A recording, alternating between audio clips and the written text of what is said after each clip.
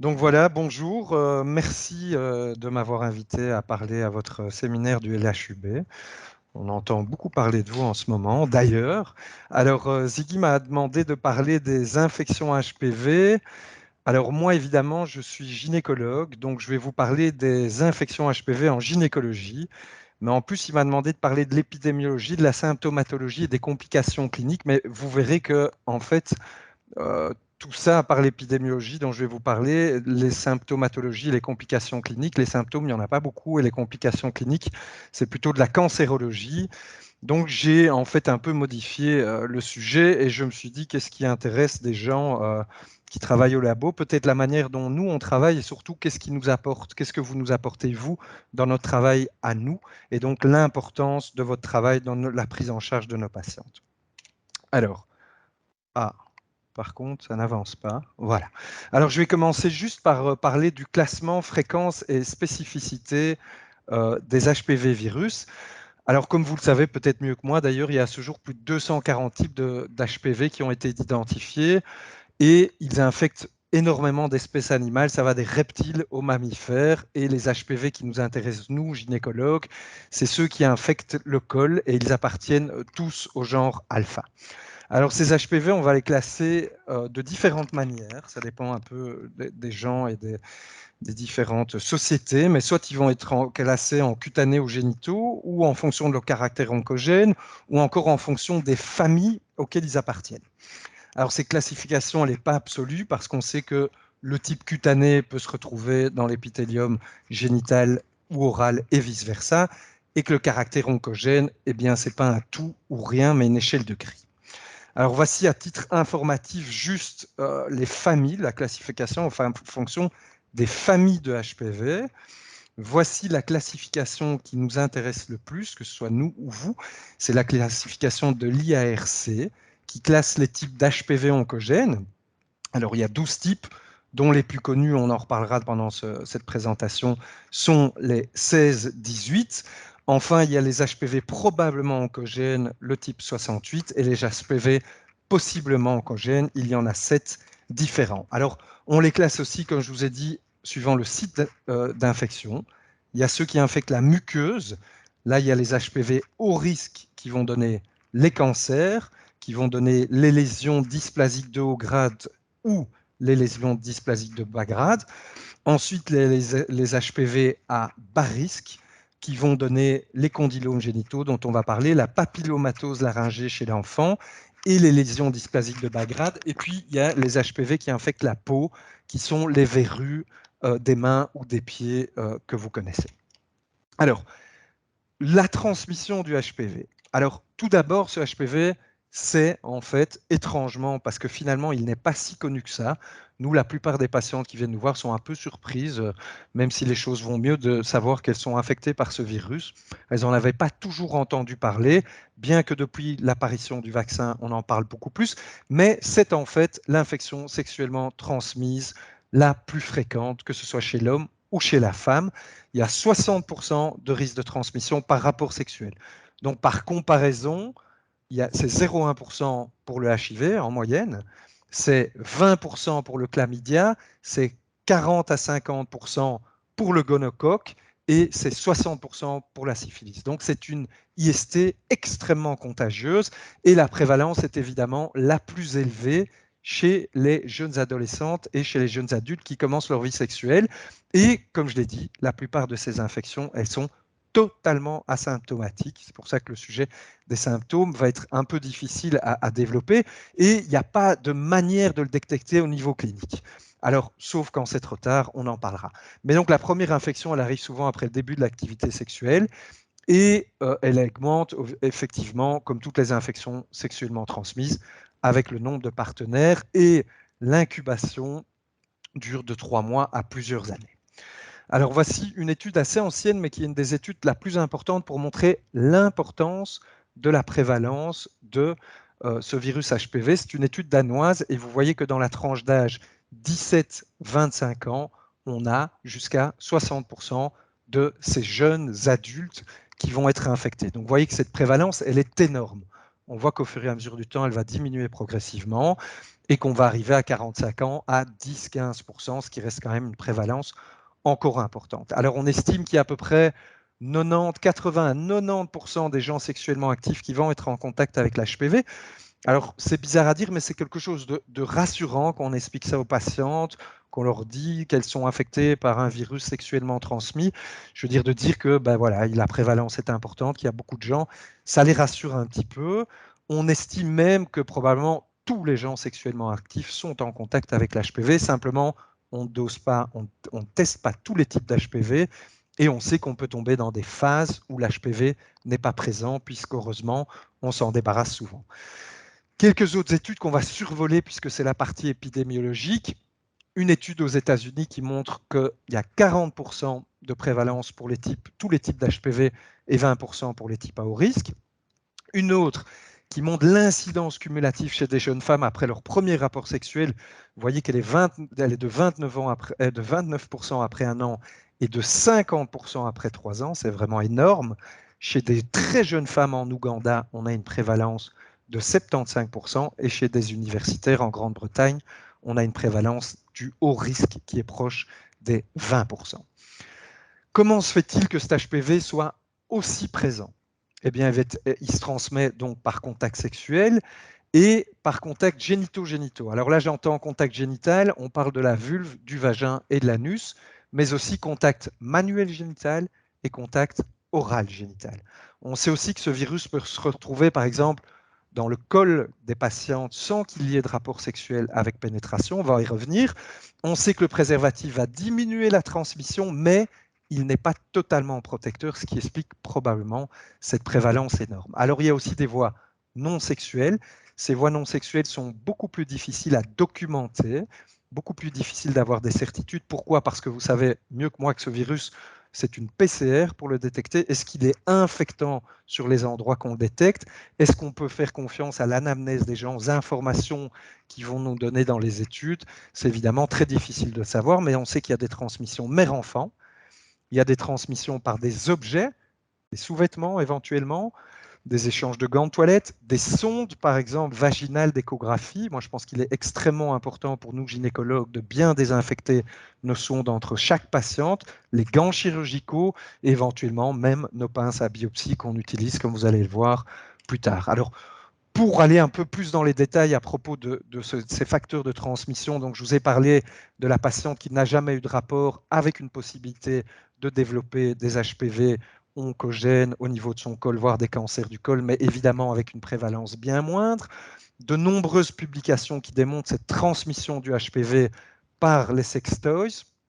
Important aussi, pour nos patientes, par exemple, homosexuelles femmes, je dirais, il faut dépister ces femmes, puisque ça peut se transmettre par le doigt, ça peut se transmettre par les jouets sexuels. Les rapports sexuels anaux ne sont pas nécessaires pour la transmission anale du HPV. À nouveau, c'est quelque chose d'important pour nos patientes qui sont parfois surprises d'avoir des lésions au niveau anal. Donc, il faut leur expliquer qu'effectivement, la propagation peut se faire par les doigts, à nouveau par des jouets sexuels ou par d'autres organes, simplement par infection de voisinage. Alors, cette contamination secondaire des HPV génitaux, elle peut se contaminer par les doigts à d'autres endroits, notamment par exemple au niveau des doigts, au niveau de la cornée, au niveau des conjonctives, avec des lésions bénignes, mais aussi avec des lésions parfois malignes. Alors, la transmission, elle existe aussi au niveau périnatal, au moment du passage du bébé dans le vagin de sa mère, mais aussi prénatal, puisqu'on a trouvé de l'HPV dans le liquide amniotique et dans le sang du cordon ombilical. Alors, on n'a pas démontré, heureusement pour nous qui traitons énormément de lésions dysplasiques du col et de condylomes, on n'a pas démontré de risque professionnel pour le personnel médical, bien que on recommande une vaccination contre le HPV et qu'on recommande de prendre des mesures quand même de protection importantes comme des lunettes, un masque FFP2 que tout le monde connaît très bien maintenant, d'avoir une aspiration pour aspirer les fumées et de bien aérer les salles entre chaque patiente et d'attendre si possible 30 minutes.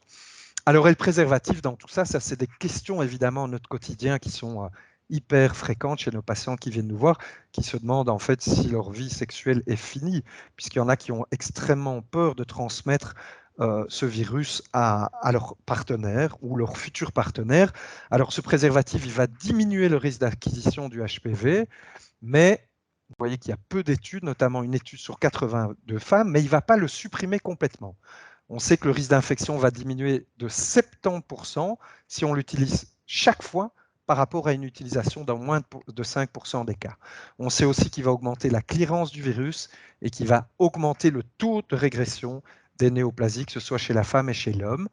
Par contre, et c'est important de nouveau dans nos consultations, aucune association n'a été détectée entre son utilisation et l'infection HPV chez des hommes qui ont une partenaire sexuelle régulière. Donc c'est important de le dire parce que nos patientes vont dire mais qu'est-ce que je fais dans mon couple? Eh bien, on peut lui expliquer que tout d'abord, dans la pratique clinique, dans les couples stables, il est extrêmement difficile de conseiller et de s'en tenir à utiliser un préservatif régulièrement, mais qu'en plus, ça n'a probablement pas d'intérêt.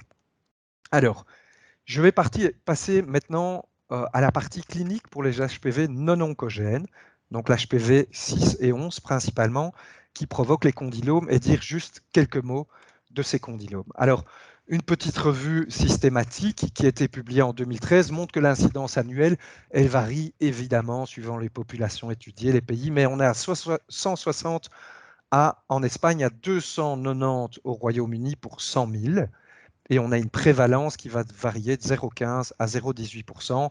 Donc nous, on voit régulièrement des patientes victimes de condylomes arriver à nos consultations. Quelques petites images, ce n'est pas des choses qu'on voit de manière exceptionnelle, mais donc ici chez une patiente immunodéprimée des condylomes au niveau du périnée, on a ici d'autres images de condylomes, notamment proches des petites lèvres. Alors, les conséquences de ces condylomes ne sont pas des conséquences cliniques très importantes. Donc, les condylomes, ils ne vont pas tuer les patientes. Par contre, ça a un impact psychologique qui est terrible chez les patientes. C'est des patientes qui arrivent totalement déprimées. C'est des patientes qui deviennent complètement obsédées par ces condylomes. Généralement, d'ailleurs, elles les trouvent alors qu'il est très difficile parfois de les voir à l'œil nu. Je vous ai montré évidemment des photos où on les voit.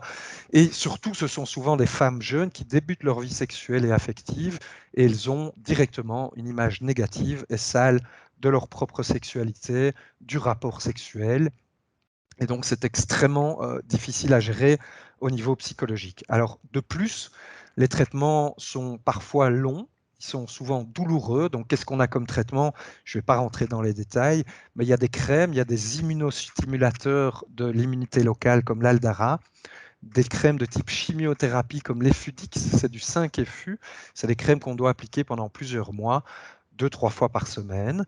Et puis, on a des produits qu'on peut, nous, appliquer médecins, soit de la polyophyline, de l'acide trichloroacétique, qui vont brûler les lésions. On peut bien évidemment utiliser les lasers qu'on va utiliser sous anesthésie locale quand les condylomes sont très nombreux. Et puis, on peut utiliser des techniques de cryothérapie, donc on va brûler par le froid. On a notamment un nouvel instrument qui marche extrêmement bien, qui est le CryoPen, qui est du monoxyde d'azote. Une autre problématique de ces condylomes, c'est les récidives, qui sont malheureusement extrêmement fréquentes et qu'il va falloir aussi gérer au niveau psychologique. Maintenant, je vais vous parler des HPV oncogènes et plus particulièrement du cancer du col utérin. On va commencer par l'histoire naturelle de ce cancer du col utérin. Alors, vous le savez peut-être, mais cet HPV qu'on voit ici, il va venir infecter le col au niveau de ce qu'on appelle la jonction du col, c'est-à-dire la jonction entre la partie muqueuse qu'on appelle l'endocole et la partie épithéliale qu'on appelle l'exocole. Il va infecter cet épithélium et dans un premier temps, la patiente va être extrêmement contagieuse puisqu'elle va produire des cellules remplies de virus qu'on appelle des coïlocytes. Ensuite, dans 90% des cas, elle va se débarrasser de ce virus. Par contre, dans 10% des cas, vous le voyez ici, ce virus va rester, ce virus va commencer à infecter l'épithélium, il va commencer par la partie proche de la basale, et puis soit à nouveau il va disparaître, soit il va évoluer d'une dysplasie qu'on appelle de bas grade, où l'infection des cellules est limitée, à une dysplasie de haut grade, où tout le col va être infecté. À ce moment-là, cette dysplasie de haut grade, il y a deux solutions, où elle va dans à peu près 50% des cas, entre 30 et 50% des cas, évoluer vers un cancer, ou alors elle va régresser. Alors on n'arrive pas à 100%, c'est normal parce que certaines lésions vont ne pas évoluer. Alors, une autre petite nuance dans l'histoire naturelle qui est une information plus récente qui date d'une étude de 2017, c'est que en fait, ce virus, il peut aussi rester latent. C'est une nouvelle information.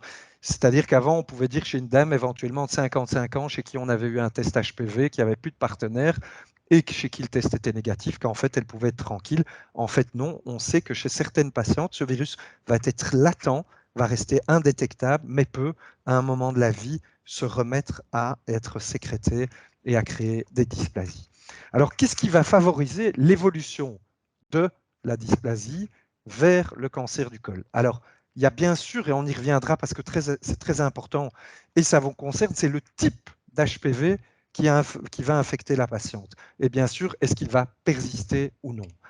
Il y a le fait de fumer, c'est un cofacteur important, donc il faut essayer vraiment de dissuader les patientes, et je pense que c'est une motivation nettement plus motivante que de leur expliquer quand c'est des jeunes femmes de 30 ans qu'elles vont peut-être avoir un infarctus à 65 ans. Donc c'est l'occasion de parler de l'arrêt du tabac. Il y a d'autres maladies sexuellement transmises comme le gono, le chlamydia ou l'HSV2 qui vont favoriser cette évolution. Donc c'est un moment aussi où il faut les dépister. Et puis il y a bien sûr l'immunosuppression, qu'elle soit due à des traitements, notamment chez les transplantés rénaux ou chez les patientes atteintes de maladies auto-immunes. Et il y a bien sûr, surtout à Saint-Pierre, nos patientes séropositives. Toutes ces patientes vont se débarrasser moins facilement de leur HPV, avoir des lésions de haut grade plus fréquentes et des cancers du col plus fréquents, dont ce sont des patientes à surveiller de manière beaucoup plus stricte. Alors, l'HPV et le cancer, on sait qu'il y a probablement 5%, probablement plus des cancers dans le monde qui sont dus à cet HPV. 100% des cancers du col, plus de 90% des cancers du vagin et de l'anus, 40 et 70% des cancers de la vulve. Tout ça change avec le temps aussi. 60% des cancers du pénis, 70% des cancers de l'oropharynx. Ce chiffre a beaucoup augmenté ces dernières années. En Belgique, qu'en est-il si on se limite au cancer du col? En 2020, on a eu 640 femmes qui ont été diagnostiquées avec un cancer du col. 236 sont décédées de ce cancer du col et on a réalisé 8400 conisations. Je vais vous parler après de la conisation. La conisation, c'est le petit geste chirurgical qu'on fait sur le col pour se débarrasser des lésions précancéreuses. Alors, quelles sont nos stratégies de prévention contre le cancer du col utérin? Alors, Ziggy en parlait. La première stratégie, c'est la vaccination contre le virus HPV. Alors, vaccin, je pourrais vous en parler évidemment des heures. Je vais vous dire l'essentiel, c'est qu'il y en a deux types en Belgique. Il y a le bivalent, qui existe depuis plusieurs années, c'est le Cervarix qui protège contre le 16-18. Et il y a le non-avalent, puisque le quadrivalent a été remplacé par le non-avalent, qui protège contre les mêmes types, plus le 31, 33, 45, on en parlera, 52, 58, et les condylomes.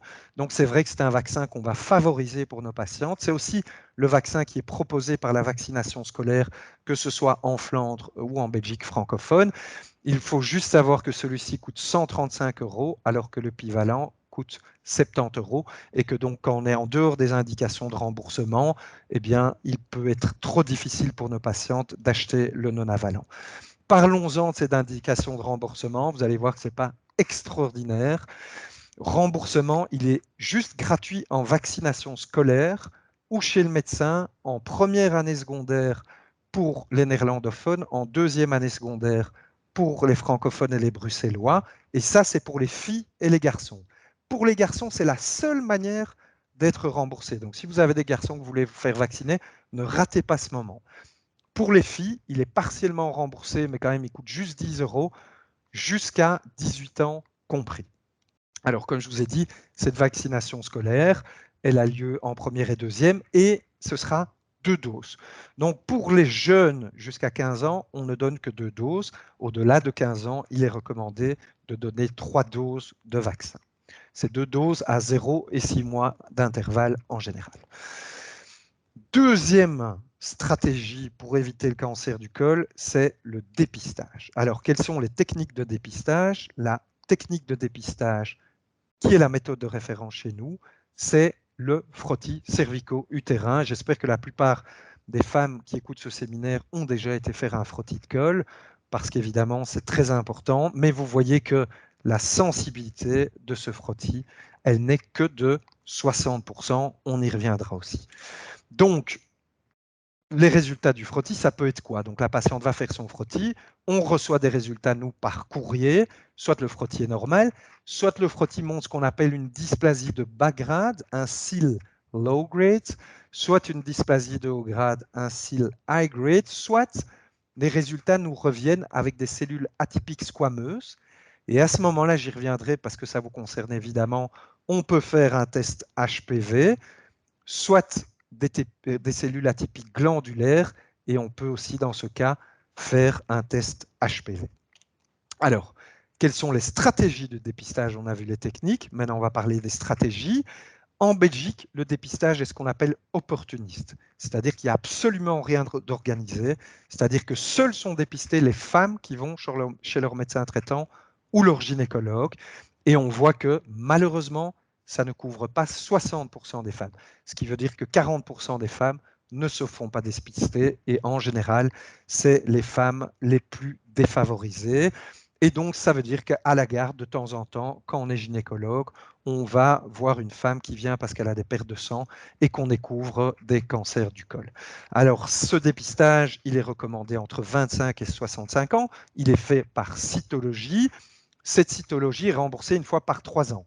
Moi, quand j'ai commencé, c'était tous les ans, puis ça a été tous les 2 ans, et maintenant, c'est tous les 3 ans. On a démontré effectivement qu'on ne diminuait pas la mortalité si on le faisait une fois par an du cancer du col utérin. Et par contre, on pourrait augmenter le nombre de traitements inutiles. Alors, on peut être remboursé 2 fois par an si on a un suivi anormal. Alors, le test HPV, lui, il n'est remboursé que, et donc c'est très important, si notre frottis revient, ce que j'avais dit, avec des cellules atypiques glandulaires ou squameuses, et ça souvent les gens l'ignorent, jusqu'à disparition du virus. C'est-à-dire que si on a eu ces cellules atypiques avec un HPV, on peut lors du frottis suivant redemander un typage HPV. Et puis, il est également remboursé après notre traitement pour des lésions précancéreuses. Et il est important que vous sachiez que pour nous, c'est le meilleur marqueur de récidive d'une lésion précancéreuse du col, c'est-à-dire que si ce frottis revient positif, on a un risque de récidive de lésion précancéreuse beaucoup plus important. Sinon, ce test HPV, il est aux frais de la patiente et il coûte dans notre laboratoire, en tout cas la dernière fois que je vous ai eu au téléphone, 55 €, ce qui est une somme extrêmement élevée et ce qui nous handicape parce qu'on aimerait évidemment avoir, vous le verrez pourquoi, le résultat de ce test plus souvent, en sachant que certains labos privés vont offrir un pack cytologie et testing HPV avec en plus un typage HPV précis, voire une charge virale HPV pour des sommes qui tournent autour de 30 €. Alors, on a parlé du dépistage. Maintenant, une fois qu'on a dépisté, on va devoir gérer ces lésions précancéreuses. Comment est-ce qu'on gère ces lésions précancéreuses? Eh bien, nous, on va faire ce qu'on appelle une colposcopie. C'est-à-dire que le but de cette colposcopie, ça va être de diagnostiquer les lésions dysplasiques de haut grade pour éviter les cancers.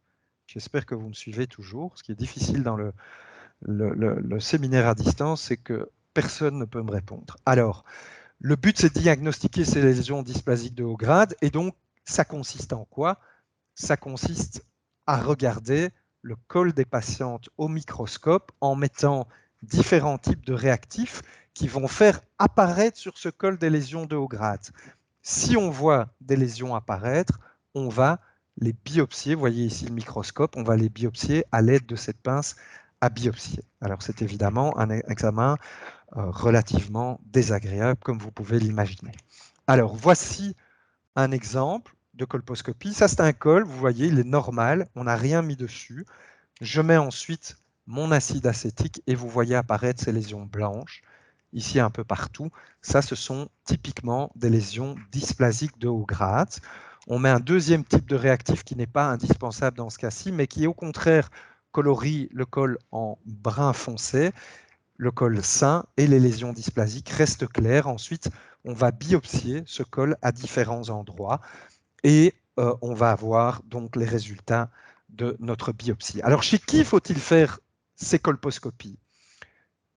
On fait des frottis, comme je vous l'ai dit, que chez des femmes de 25 ans ou plus, et il faut faire ces colposcopies. Si on a des frottis qui reviennent, comme je vous ai dit, dysplasie de bas grade, dysplasie de haut grade, mais aussi chez des femmes qui ont des frottis ascus HPV positifs. Et c'est là qu'évidemment, notre délai de test HPV est important et que votre rôle, évidemment, est fondamental.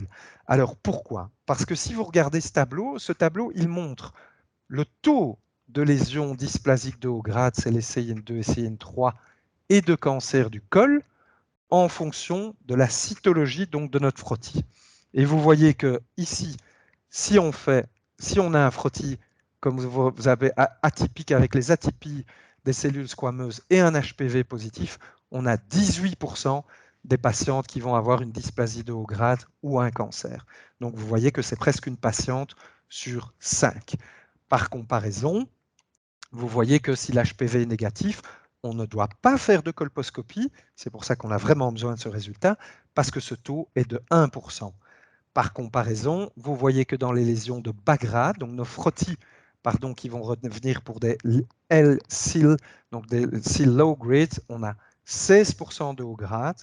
Pour nos frottis qui vont revenir SIL high grade, on va avoir 70% de haut grade. On n'aura pas toujours des biopsies qui nous montreront des hauts grades. Alors, une fois qu'on a diagnostiqué ces hauts grades, ben, nous, on doit les traiter. Donc, comment on traite ces hauts grades? C'est-à-dire qu'on ne va évidemment pas attendre de voir si nos patientes vont régresser, si les lésions vont régresser, ou si leurs lésions vont évoluer vers un cancer du col. Donc, malheureusement, avec notre technique de dépistage actuelle, on y reviendra sur le futur, eh bien, on ne peut que traiter ces lésions. Alors, on les traite comment? On les traite par une technique qui s'appelle une conisation, qui consiste à enlever un petit bout du col. Alors, heureusement, on ne le fait plus au bistouri comme on le faisait à l'époque, bien que certains, malheureusement, continuent à le faire, parce que comme on retirait un bout du col important avec cette technique au bistouri, on provoquait une augmentation très importante des accouchements prématurés des patientes. Maintenant, on utilise une anse, le plus souvent, ou le laser, une petite anse avec laquelle on va retirer juste la lésion qui sera visible avec le plus petit cône possible pour éviter de retirer une masse cervicale trop importante.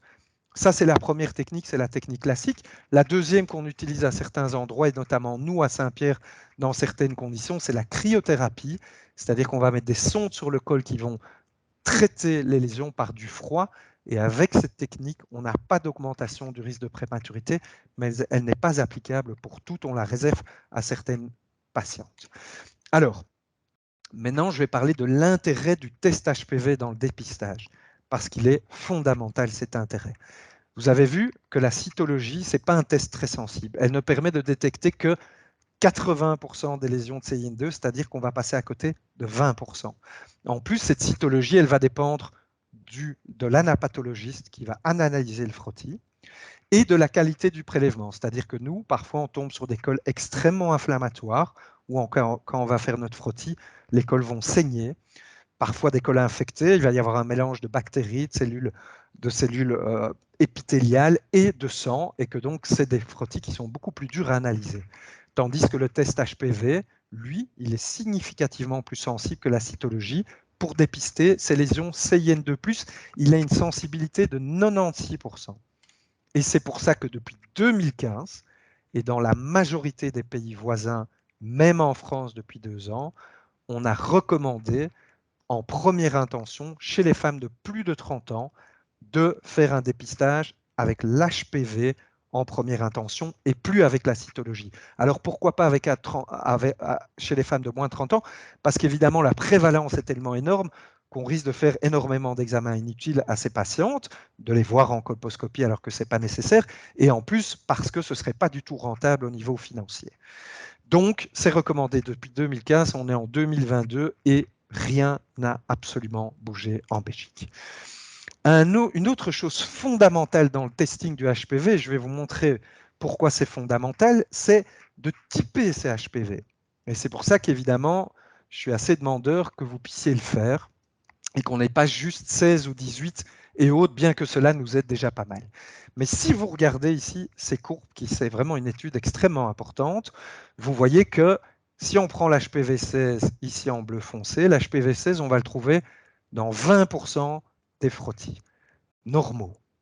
Par contre, vous voyez qu'on va le trouver dans 60% des frottis, des dysplasies de haut grade, donc des lésions précancéreuses, et on va le trouver dans 65% des cancers. Donc ça veut dire que ce virus HPV-16, il a un pouvoir transformant extrêmement important.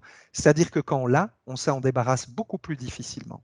Donc c'est ce qu'on a ici, c'est les ratios. Il a un ratio frottis normal cancer du col le plus élevé de 3. Si on regarde l'HPV-18, on voit que lui, on le retrouve dans moins de 10% des frottis normaux, mais par contre, on va le retrouver dans presque 20% des cancers. Donc lui, il a un ratio de transformation de lésions dysplasiques de haut grade en cancer du col qui est extrêmement élevé. Donc ce sont des virus, que ce soit le 16, le 18 ou le 45, qui ont un pouvoir transformant extrêmement élevé. Par contre, si on regarde ces autres types de virus ici, le 33 ou qu'on passe même ici au 51, on voit qu'en fait, on les trouve presque dans 10% des frottis normaux, mais on va le trouver dans à peine 3% des cancers du col. Surtout, on va voir qu'on va le retrouver dans presque 10% des lésions de haut grade, mais dans seulement 3%. Donc ça veut dire que les lésions de haut grade régressent beaucoup plus souvent avec cette famille d'HPV qu'avec les 16, 18 ou 45, et encore plus avec ce type de famille-ci, où vous voyez qu'on est à 6% dans les lésions de haut grade et qu'on est à moins de 2% de cancer. Donc, c'est important de connaître le type d'HPV pour pouvoir aussi gérer éventuellement la prise en charge de nos patientes. Ce tableau-ci, il est encore plus instructif et encore plus important, c'est la vitesse, c'est-à-dire le délai moyen entre une lésion dysplasique de haut grade qu'on appelle aussi in situ et le cancer invasif en fonction du type de HPV. C'est-à-dire que si on regarde pour l'HPV 16, ici vous avez les lésions de haut grade, ici les cancers, vous voyez que vous avez 15 ans de délai pour arriver du haut grade au cancer en moyenne. Donc cette étude, elle a pris l'âge moyen des dysplasies de haut grade et l'âge moyen des cancers en fonction du type de HPV. Vous voyez par exemple que pour l'HPV 18, on n'a que 10 ans. Pour l'HPV 31, on a presque 20 ans, on a plus de 20 ans. Et par contre, vous voyez que pour l'HPV 45, on a seulement 1 an. C'est probablement ce qu'on appelle les cancers de l'intervalle, c'est ces patients qu'on voit avec des frottis normaux, et puis un jour, on les retrouve avec un cancer. Donc, un CIN3 HPV 45, donc une dysplasie de haut grade HPV 45, c'est quasi une urgence en termes de risque et de délai de transformation en invasif. Tandis que pour un HPV 51, on a par exemple 20 ans pour traiter la patiente. Donc la prise en charge des CIN3, idéalement, elle devrait prendre en compte le type viral. Alors, à quoi nous sert le test HPV actuellement? Il va nous servir, on en a parlé, à trier nos frottis indéterminés. Il va, comme j'ai dit, en post-traitement, nous prédire le risque de récidive s'il a disparu ou pas. Et dans le futur, il pourrait nous aider à dépister toutes nos patientes de plus de 30 ans et il pourrait surtout améliorer la prise en charge de nos patientes atteintes de dysplasie de haut grade. Alors, je terminerai en faisant un petit résumé en disant cette infection HPV, c'est une des IST la plus répandue, enfin c'est l'IST la plus répandue. Elle donne des condylomes, des lésions précancéreuses et des cancers. Le test HPV est fondamental et son typage aussi. Comment pourrait-on améliorer notre prise en charge au sein de nos hôpitaux? D'abord dans le délai de réponse, juste pour dire, je suis maintenant en contact avec Delphine Martini pour ça, mais nous, notre délai de réponse, il est de 6 semaines entre le moment où on fait notre frottis et le moment où on va avoir nos résultats. Pourquoi? Parce que vous imaginez maintenant, en plus avec le déménagement de Bordeaux, c'est encore pire. L'anapathologiste, il fait d'abord sa cytologie, ensuite il voit s'il a besoin d'un test HPV, c'est lui qui décide. Il l'envoie chez vous. On a vu que ça mettait 3 semaines en moyenne pour que les prélèvements arrivent chez vous. Ensuite, vous faites un testing par 2 semaines en général parce qu'il vous faut à peu près 50 patientes. Et puis, ça repart en anapath le résultat. Ensuite, ils doivent le mettre dans leur ordinateur, nous l'imprimer. Et enfin, là. Donc, vous imaginez, nous, on téléphone aux patientes. Ça fait 2 mois qu'elles ont eu leur frottis. Et évidemment, ce qui pourrait améliorer la prise en charge, c'est effectivement qu'on puisse typer cet HPV et peut-être qu'on puisse réfléchir et discuter ensemble d'un prix, peut-être en fonction du fait qu'on pourrait augmenter nos demandes de typage HPV et d'HPV pour pouvoir peut-être en avoir plus et pouvoir proposer à nos patients des typages pour des prix plus bas. Voilà, merci pour votre attention.